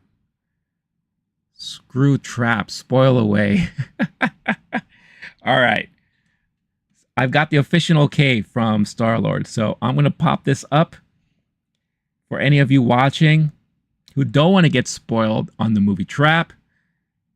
Then I ask that you mute or you come back later on, because I'll talk quickly about the main twists of this movie Trap. All right, I'll give you 5 seconds. 5, 4, 3, 2, 1.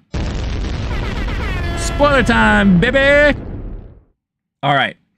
So like I said, premise, concert setup, Trap, serial killer in the show, in the concert and all that stuff like that, right? So what happens throughout here, and I guess these are the moments that kind of led to some, you know, thrilling aspects and some kind of the suspense is, how is Josh Hartnett going to get out of this situation? You have cops surrounding the building. It turns out that Lady Raven, as the pop star is called, played by Salika Shyamalan, is in on all of this stuff. So she knows exactly what's happening, right? So, you know, Josh Hartnett, he's going around, he's like looking, he's surveilling, trying to figure out how he's going to get out of this situation.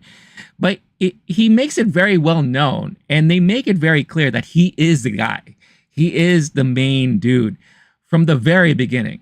Like, there's no, like, you know, kind of tippy-toeing around the whole thing. They make it known. Yes, like in the trailer, he watches a video, the live feed of this guy he has captive and all that while he's in the bathroom. But there are other things that they kind of show him doing, where in order to distract something, he pushes a poor drunk lady down a flight of stairs to kind of cause a distraction, which I thought was hilarious. I was laughing out loud the minute that happened. But you see him, like, every time he sees a situation of him possibly finding a way out, he's like, he talks to his daughter. He's like, hey, wouldn't it be kind of cool if we kind of snuck in this way to see like how things are working behind the scenes? And the daughter's like, Dad, you're acting weird. Let's just watch the concert. Let's enjoy this stuff. And he's like, oh, yeah, I know. I'm just, you know, I just thought it'd be fun and all those things. And that's one of my problems about this movie. Like I said, a lot of people acted way over the top throughout the movie. Like, whenever he interacts with his daughter, he's like, oh my God, this looks like it's going to be great. And I'm not crazy, blah, blah, blah. All these kind of things like that. So it felt like kind of unrealistic. But you could tell that he definitely has a darker side. So what happens, and yes, M. Night Shyamalan is indeed again cast in this movie he plays, funny enough, the uncle of the pop singer. So he couldn't just say like, "Oh, I'm the dad." No, I'm the uncle of Lady Raven. So what happens here is that Josh Hartnett creates a story saying, "Hey, my girl is recovering from leukemia, and she was really having a great time at this show," and blah blah blah. Because Lady Raven, what she does in every concert is that she pulls someone on stage, very Taylor Swift like, to join her for a song. So because of that sob story, he's like, "Where are you guys sitting?" And then they go over and say, "Hey, how would you like to go on stage with Lady Raven?" Blah blah blah, this and that. And this kind of creates the opening for Josh to kind of find a way to go out, right? So he does all that, and then he kind of sees like, "Oh, I have a way backstage," blah blah blah, all those things like that. But wait, no, there are cops guarding the back. What's going on, Gorilla Fantasy? Nice to see you here on the vertical stream. Does he guess how many jelly beans in a jar and win? Not quite. Not quite. But, you could see like all these things happening behind the scenes and all that. And the daughter's having a blast. She's having a good time. He's still trying to figure out how the hell to get out of this situation, right? So here's one of the first twists that happen. As they're backstage, he actually finds time to talk to Lady Raven one-on-one. And he's like, I'm really happy what you did for my daughter. She really had a good time. And she's like, "Oh, she's an angel, blah, blah, this and that." And he's like, "You know what? The funny thing about carbon monoxide is it wants to be poisonous to you." And he goes off in this weird tangent about, poison and all those things. And, Lady Raven is just like, "What?" And he's basically like, "Hey, look, I'm the guy you're looking for. I'm the guy that you guys all set up this elaborate trap for. And here's what we're going to do. See this guy? With a push of a button, I will release like carbon monoxide or something that will kill him instantly unless you get me out. So you're going to let me and my daughter ride in your limo, and we're going to be escorted out of here with you. And you could just drop us off around the corner where our car is parked. That's it. He'll live, and we'll be done with this, right?" And she's like, "Okay." So they sneak out, go in the little limo, and then this is, like I said, one of the first twists. "Hey, Riley," that's the name of the daughter. "Where do you live? Can I come over to your house?" And Josh is like, "What the fuck? What?" And she's like, "Oh my God, really?" Calls her mom. "Hey, Lady Raven wants to come visit our home, blah, blah, blah, this and that." And I'm like, "Okay, cool." And you can see Josh is like really perturbed about all this stuff, right? So now all of a sudden, Lady Raven is like being brave. Yeah, she's gonna come up with some sort of scheme here. Goes to the house, they cook her dinner and all these things. She hangs out, and they're asking like, "How is it like to be a performer?" And this and that. "Well, today was hard because have you heard of the Butcher? We did this concert in hopes that we were going to capture him because the FBI found one of his locations, and in this location was a torn up receipt that he bought 2 tickets to my concert. Which is kind of odd why he would attend a concert, because most of my audience are little girls like Riley, and all those things. So, I thought it was a good idea to kind of go forward with it in hopes to catch him." And they're like, "Oh my God, well, did you catch him?" I was like, "Not yet." And then you could see Josh Hartnett's like getting really upset. "Well, I think it's time for you to go. I think you're outstage. You're welcome." And then she's like, "Wait a minute. You have a piano. Let me go play you a song." So she's still trying to buy time and this and that. So what is her main scheme that she does? Not only does she kind of steal Riley's phone, but then she steals Josh Hartnett's phone. Because Josh Hartnett is like videotaping them as, she's playing the piano and Riley's sitting next to her. And she just grabs the phone and say, "Hey, can we take a selfie?" And like, "Oh, I got to go to the bathroom real quick." So she runs into the bathroom with his phone, and now he's losing it. He's like, "Give me my phone back. Give me my phone up. Boom, boom, boom. Give me my phone back." And then she's like, oh my God. And she's like, "Are you still alive?" And the guy's like, "Yeah, I'm still alive." And I'm like, "Okay, where are you?" "I don't know, but I remember I saw this statue, and the door has a blue door." And he's like, "Okay, I'm going to try to get you out of there." Now she goes to her phone, and she does like an Instagram live thing. And she's like, "Guys, I need your help. Uh, uh, Anyone living in the Philadelphia area, do you know any statue with like a broken lion and this and that? And then she's like waiting for all the chats to come through and all those things. Like, oh, I do. It's like, oh, okay, to those of you who know, is there any blue door house near that location? It's like, that's right across the street from me. Can you call the cops and go over there? And this whole time you hear Josh Hartnett like bang under the bum bum bum, give me my phone back. And then you hear the wife kind of like screaming at him. It's like, what's going on? What's happening? And then when she's done with her Instagram live thing, then she finally screams outside the door. She's like, your dad's the butcher. Your husband's the butcher. Ah, blah, blah. And then he finally finds a key, opens the door, and he's like mad. He's like, oh, can I have my phone back now? And it's like, you messed up. Like, lady, you messed up. You're going to come with me. We're going to get out of here. And blah, blah, blah, whatever, right? So it takes her in the car. As the garage door opens, now you would think, typical serial killer, right?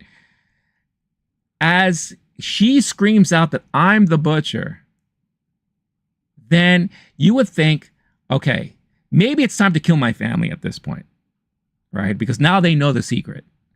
Or lock them up somewhere. But no, what he did was like, he's like, go to your room and stay there. So of course, as the garage door opens, the family is standing right outside.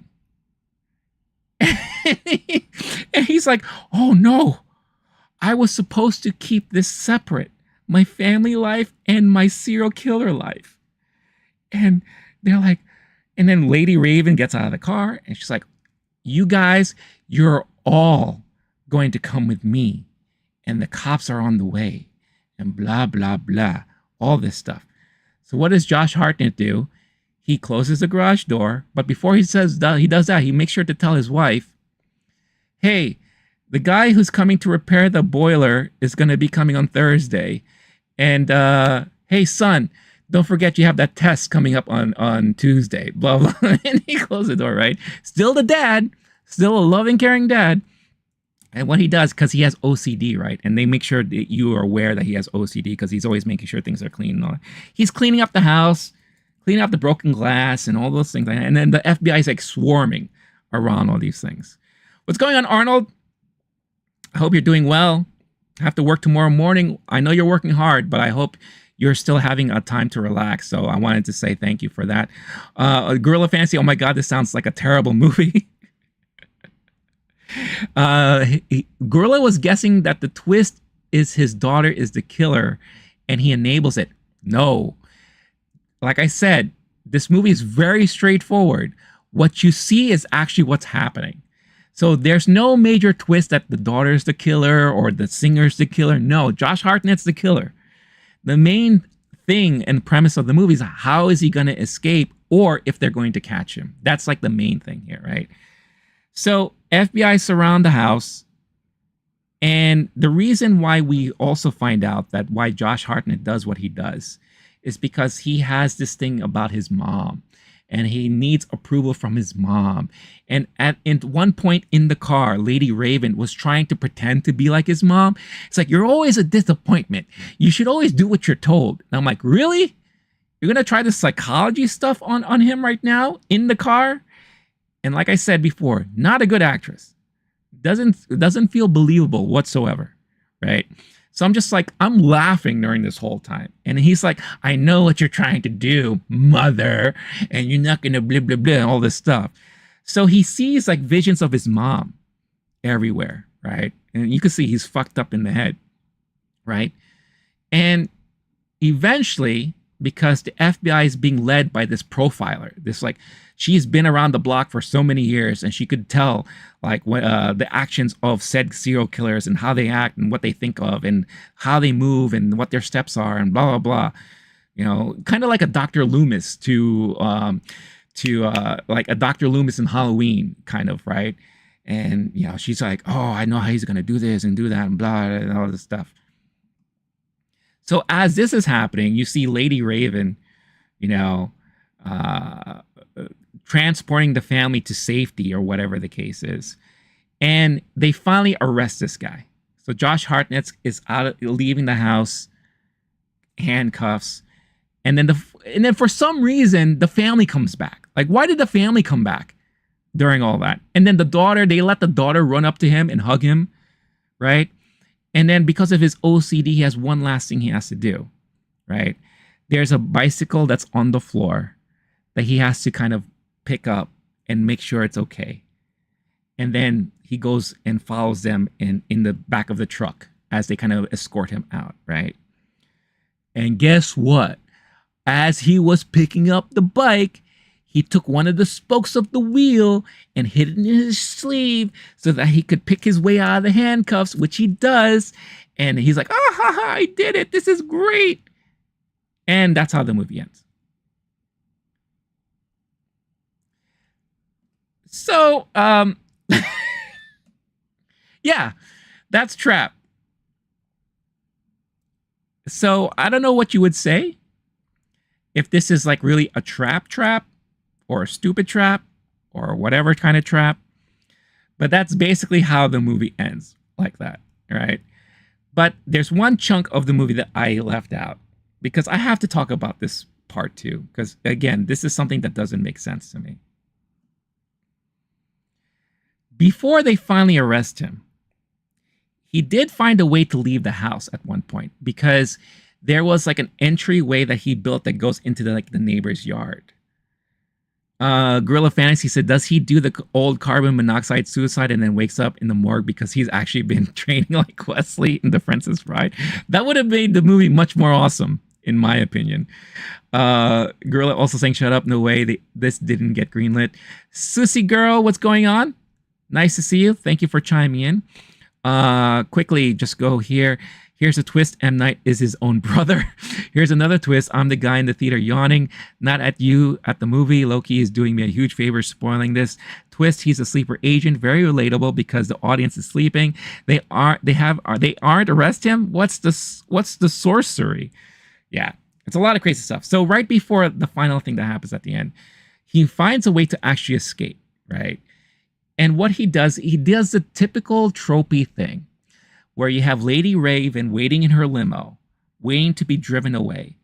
And you hear like the limo driver speaking to like an FBI agent. It's like, hey, we want to make sure she gets to a secure location. We got it from here. And the limo driver's like, okay. And in comes the FBI driver and drives her away. You already know at this point, that's Josh Hartnett, right? Come on. We've seen enough movies. This is how it's going to happen, right?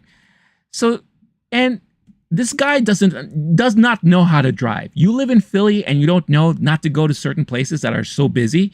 What does he do? He goes to a spot that's like really busy and he's stuck in traffic, right? And then of course, Lady Raven figures out that that's Josh Hartnett. And he's like, I'm very upset with you. You did something wrong. And I'm going to handcuff you to this thing. And you're going to come with me and blah, blah, blah. She finds a way to like, open the window where you see a bunch of fans looking. They're like, oh my God, it's Lady Raven. Is she okay? She's like, help me. And he's like, no, don't open the window, you stupid crazy lady. And so you didn't think of like locking the windows at one point? This guy sucks. He doesn't know how to do anything, right? So because she has superhuman strength all of a sudden, she finds a way to like get herself free because the bar that held the handcuffs was able to break away and she slipped out and she was able to leave the limo. How the hell did that happen? Right? And everyone's around with their cell phones like, oh my God, Lady Raven, is she okay? And apparently they already called the cops. So the FBI showed up and they surround the limo. How did Josh Hartnett get out of the limo and blend into the crowd with their cell phones without anyone saying, hey, that's the limo driver? But he got out and they shot up the car and it's like, oh no, he's not in here. It's just a dummy with the helmet and all this paraphernalia. He fooled us. And Josh Hartnett's like walking away with a hoodie on and like kind of doing his thing. And that's how he ends up going back home to set himself up for the final arrest at the end. This is where the other twist happens. There's a lot of twists in this movie, a lot of stupid twists. So The wife is distraught. Again, how did they let them back there after all this happened in their own house is beyond me. But they brought her back for some reason. So she's like making some tea or whatever. Great cinematography during this moment, though. I will say that this movie had great cinematography. But she's making tea, and he shows up. He's sitting at the table with a butcher knife, right? Because he's the butcher, right? He chops people up. And, he confronts her and it's like, I always wondered, how they found out I was going to be at that concert. Blah, blah, blah. And then she goes off into this diatribe about, I didn't think you would end up like this, So you followed me. I had my suspicions. I thought you were cheating on me, but I followed you and you went into one of those houses. So yeah, but there was nothing there. I know, it's just a chair and a table, but then I found this receipt and I was like, there's no way you could be that. So what did I do? I ripped up the receipt and I left it on the table and I called the FBI and I said, I think the butcher lives here. And I found an interesting receipt. And that's how they found out where you were going to be and all that. Oh, you crazy lady. You ratted me out. I'm so angry at you right now. I'm so angry. So I'm going to kill you. Before you kill me, can we have a piece of pie? It's for Riley. And I want to make sure we eat the pie. Okay, we can eat the pie. Eat the pie, eat the pie. Uh-oh, what's this stuff? Wait a minute. How did you find my drugs? I got one of your bags. I found it in the car where you left it. I fell for the okie doke. Oh no, now I'm all drowsy and stuff. Oh, look, it's my mom. Hey, mom, leave me alone. And then he gets tased, and that's how the FBI arrested him. So the major twist here is 1, Lady Raven tries to be the hero. 2, he found his way to escape the limo. And 3, it was his wife that set him up from the beginning. The end. That is Trap. Ba-da-bop, ba-da-bop, ba-da-bop. Gorilla Fantasy, I logged in for a bit of fun banter about movies, and instead what I got is frontal lobotomy.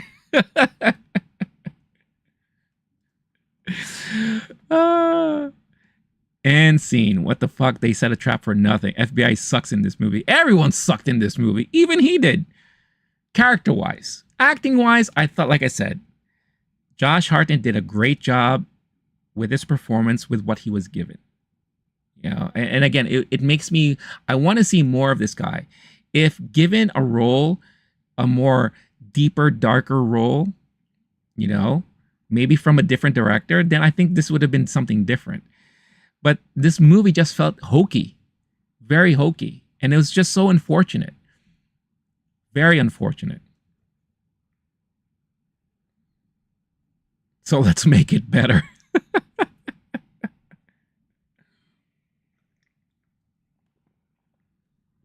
But yeah. But if after all that you still want to see Trap, I do recommend it. Because like I said, there are moments in it that are filled with suspense. And I kind of like watching where they go and how he's trying to figure out things and how he's trying to like weasel his way in and out of things. And plus, there is like a post-credit scene where, after he finds his way out of the cuffs and he's like laughing, he's like, I could escape. They fast forward to, and you've seen this guy in the trailer, the t-shirt sales guy that he has a conversation with, because there is a moment in the movie where they kind of interact. And I'm sorry, I should have left the spoiler thing on, where they kind of interact, and he's kind of like, hey, your daughter's been looking for that size for this shirt. Let me get it for you. Come with me. So he kind of takes him to the back, and that's how Josh, his character finds out more information about the secret code words of what the FBI uses, so that if he needs that, he can get around. That's how he also stole the ID, so he could go in and out of things. Right. So the post-credit scene is this guy watching the TV, and a news report comes up, And the news reports like they caught the butcher, and the butcher is local fireman, blah blah blah, this and that. He's like, oh, that's that guy. I thought he was my friend. I helped him.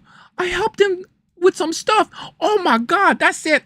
I'm never gonna be friends with nobody no more. I ain't gonna talk to nobody anymore. Shaniqua, yeah, you'll never believe what happened to me. Cut. Rest of credits. I'm like, were you trying to make a comedy at this point? Because that's what I kind of felt like. So, I don't know what's happening here. I don't know. But that is basically trap. Trap. Ba-da-bup, ba-da-bup, trap.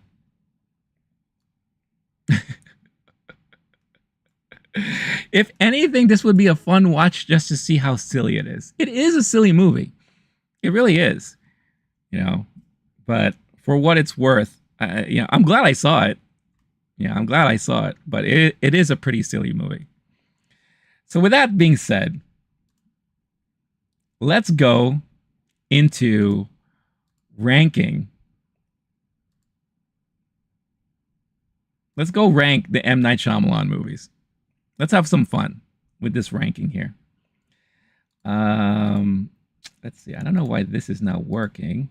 Give me 1 second.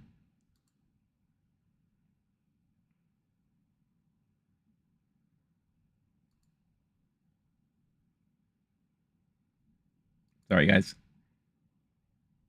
Well, anyway, we're going to be ranking the M. Night Shyamalan movies. So I was able to pull this up, this tier maker, and we won't spend a lot of time on this, but I thought it would be fun to kind of just go through these movies. And I would love to hear your thoughts on the ranking of your own personal feelings on M. Night Shyamalan's, his filmography and all that. All right, so first up on the list here, we have After Earth. I've never seen it, so I'm going to put it under haven't seen. But something tells me it will probably end up being F tier, right? You know what? Let's do it like this. All right, I'll just put in stuff I haven't seen yet. Wide Awake, I never saw. That's like one of, I think that was like one of his like out of college movies. So was this. Praying with Anger, never seen that either. That I heard was a college film. So never seen any of those. So let's just get that out of the way. But let's go in order here. Sixth Sense. In my opinion, The Sixth Sense is an A. Because it was a fantastic movie. It's what brought him into the limelight, into the spotlight, into this movie zeitgeist, right? It made him who he was. It made him, I guess, really well known as the beginning of the twist, right? This is like the twist, the whole twist phenom. But it's a movie that you could never watch again.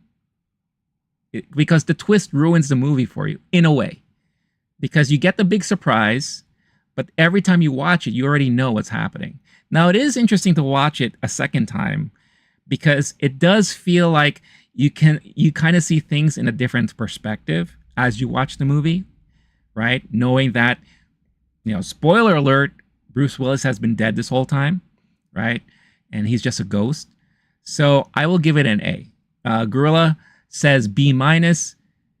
T says S tier. So there you go. So there's various opinions about it.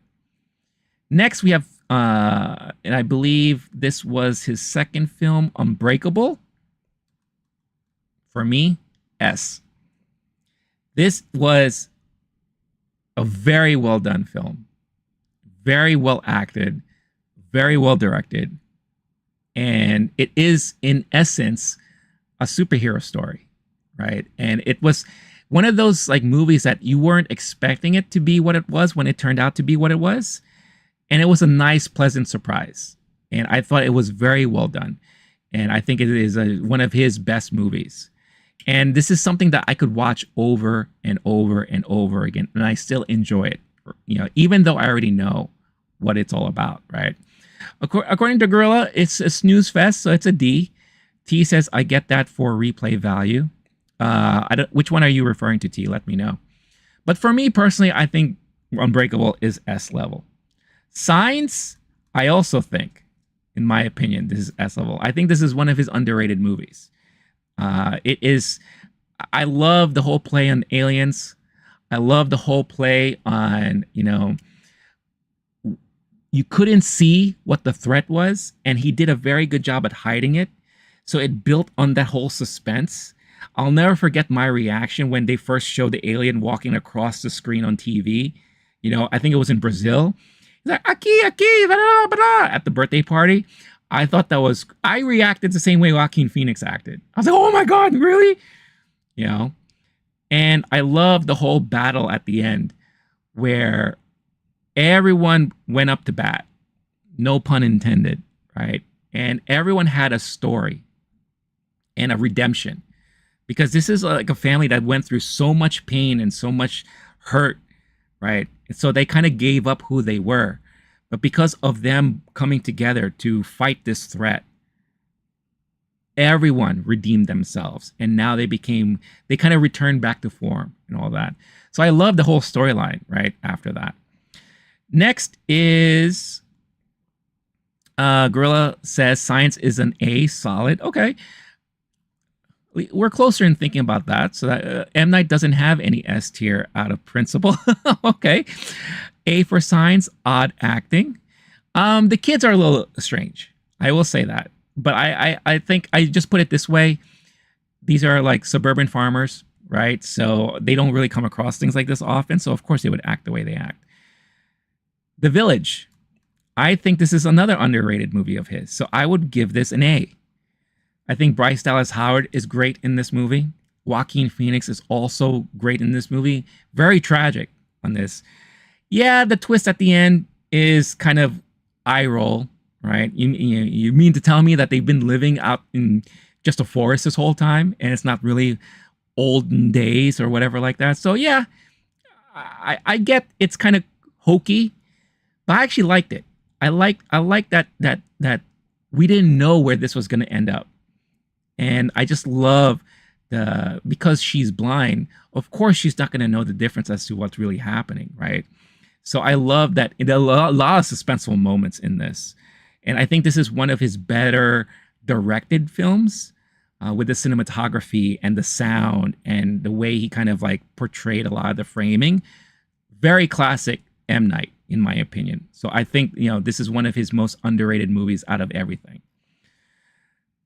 Next we have, and I don't know if this is chronological or not, The Happening. No, Lady in the Water. Oh, I can't stand this movie.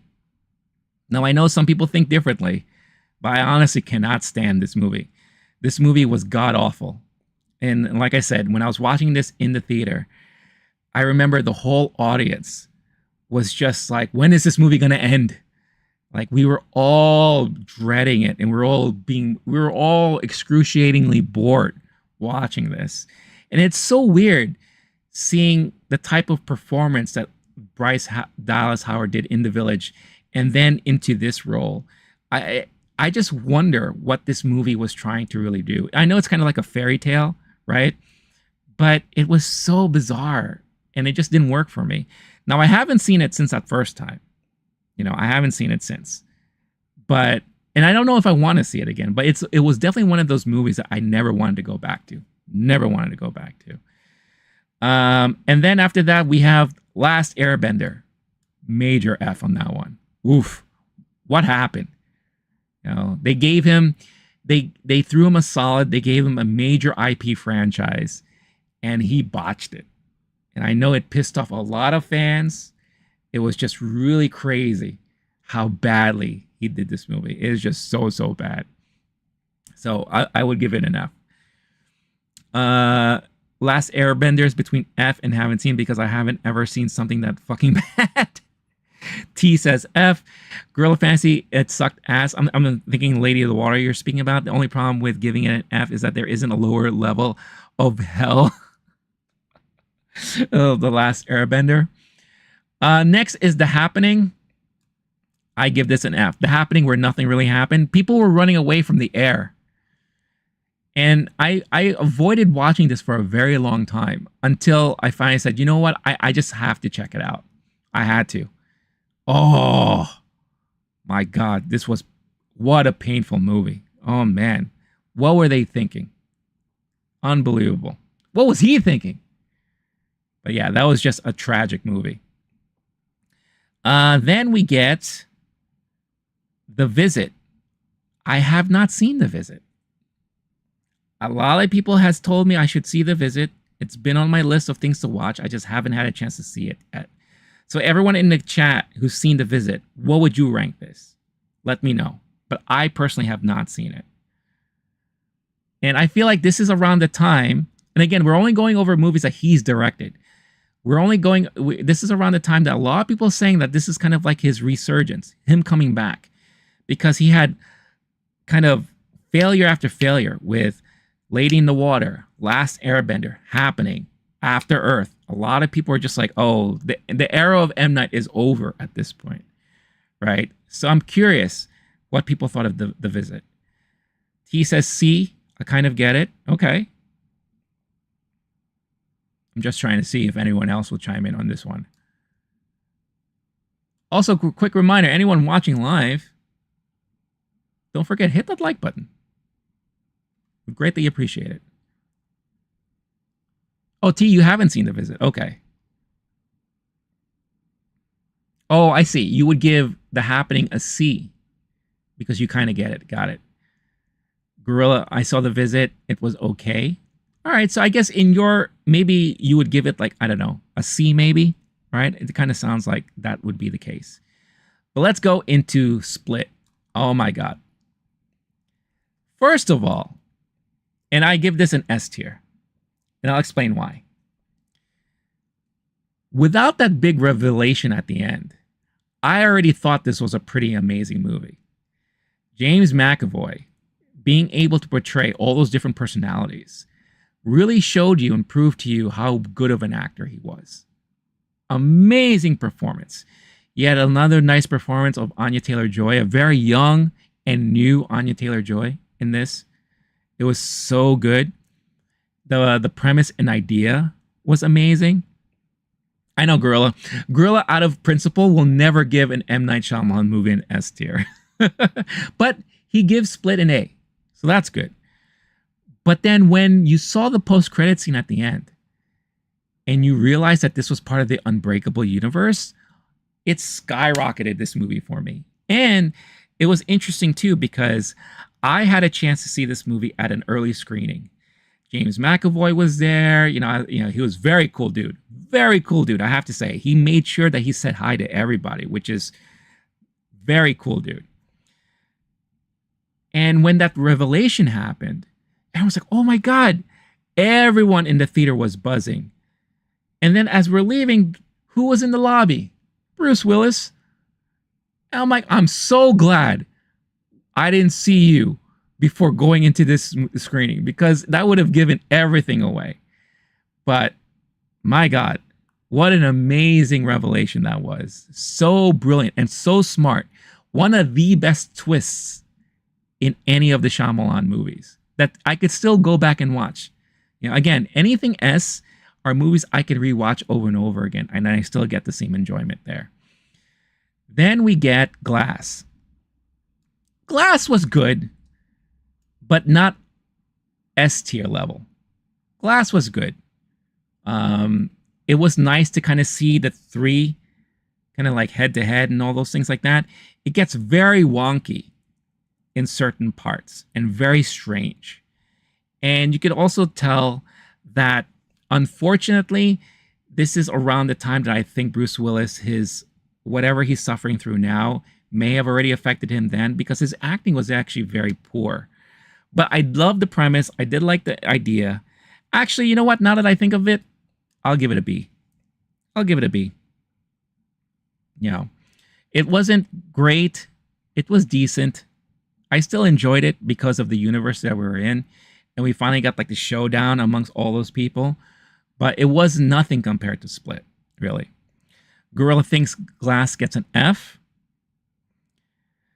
Started saying some hits, some misses. It happens. Also started saying, I like some M. Night movies. Then we get to Old. I thought Old was a C. The minute I found out why people were kind of Getting old, huge eye roll. I gave it a huge eye roll. I was just like, really? Oh God, get out of here. Like I thought it was really ridiculous. A lot of people liked it.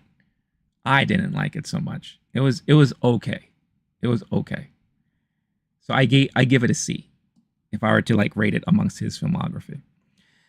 Gorilla Fantasy Cinematic Universe automatically prevent you from getting anything above a C. Well, I think if done right, it deserves a higher rating. But you know, I'm operating on a different tier level than you are, Gorilla Fantasy. So I guess in a way, if we remove the S tier, then we're closer in alignment, I guess, in a way. Then we get Knock at the Cabin, and I actually really enjoyed this movie. So I would give this a B. I like the whole premise on the whole apocalypse, kind of biblical meanings behind a lot of the things that are happening here. I thought the acting was very well done. I thought Dave Bautista was great in this. I love the little girl, the little Asian girl. I thought she was really good. I love the two fathers and how they acted. I love putting your faith to the test. And I love the whole premise of they suffered so much because of their identity and how they identify sexually and all that. And it's like, why should we save the human race if the human race has given us nothing but grief and blah, blah, blah, this and that. And it was a leap of faith that kind of like was the correct decision at the end of the day, right? But it also, you ask yourself, was this really happening around them? You know, is this really truly happening? And then you get to see like, oh yeah, everything that was happening around them was really, really happening. So I liked the story here. I love how he was directing all of this. So I gave it a B for this one. And then we have Trap. And I'll give this a C. Or I would probably give this like a B. It would be in between a B and a C. So what I'll do is I'll put it in C, but before Old. And the only reason why I give it that little push is, again, Josh Hartnett's acting. I think Josh Hartnett acted really well in this movie. With what he was given, I think he acted really extremely well. It's just unfortunate it was stuck in a movie that was very mediocre. You know, so I would give it a C. This is a kind of movie I would love watching. I would love to watch with friends so that we could laugh and joke about it. So this is kind of like a bad movie night option for me. But I would give it a C overall. So there we go. So that's my tier ranking of the M. Night Shyamalan movies. I think I got them all, everything that he's directed. So just to recap, S level for me personally, Unbreakable, Signs, and Split. Then we have A, Sixth Sense, and The Village. B, we have Glass, Knock at the Cabin. C, Trap, and Old. No one gets a D. All the Fs, Lady in the Water, Last Airbender, The Happening, and these are the movies I haven't seen yet. There. I do plan on watching The Visit sometime soon, so I'm sure my tier ranking will change once I do that. As for the other three, I am curious to see how his earlier stuff is, like Praying with Anger and Wide Awake would be. After Earth, I have no desire in watching that because I'm not all about nepotism. And I just don't think Jaden and Will Smith should be in a movie together. So there you go. There's my thoughts on all of that. Gorilla Fantasy said Knock B is a good assessment. Bautista is inherently watchable. He has no business being an actor, yet you can't dislike him. I agree. I think out of all the modern day wrestlers that made a transition from wrestling to acting, he is probably one of the best stuff. He's probably one of the best. Like, he can do drama, he can do action, he can do comedy. John Cena's also showing his diversity too, so I think he falls under Bautista. And, you know, The Rock is The Rock. He's machismo and cheese, right? He's very good at that stuff. So, but Bautista, I think, is the one who probably is the best actor out of them all. Gorilla thinks his early stuff is extremely pretentious. I remember one time, I think this was like a bonus feature in either The Sixth Sense or Signs, where they showed he had one of his home movies. And yeah, you could kind of tell he is very into himself. In his like, oh, this was like he was a kid at this time. I think maybe high school. And he was doing like a home movie that he was doing. And of course, he starred in it all the time. He stars in all of his stuff. And I did get that sense that he felt a little bit full of himself in a way. So It's very interesting. Keep my son's name out of my fucking movie. So I was saying, in Glass, I didn't like the lady that treats people like they're crazy, but actually knew this shit's real. It was annoying. Oh yeah, that was played by what's her face? Paulson, right? Sarah Paulson. Great actress, but I don't think she was good in that role. Batista's the best. Are you saying Batista's the best?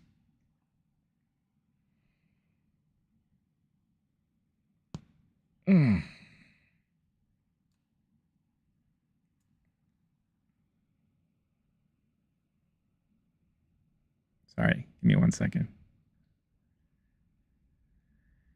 Give me 1 second.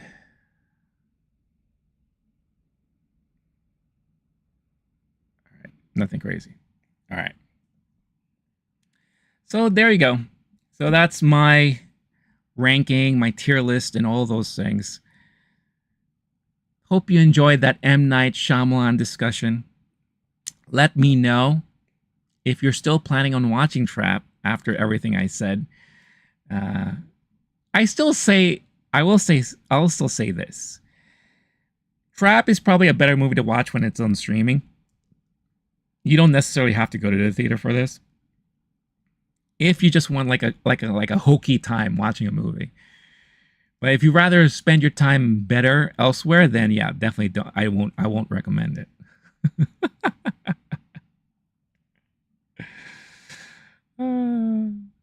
Gorilla Fantasy says, no way in hell you can get me to watch this movie.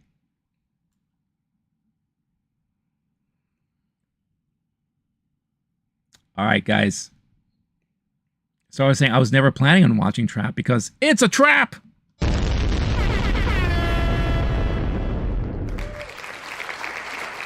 Like I said, I think the major trap that happened in this movie is the trap of nepotism that M. Night Shyamalan fell into.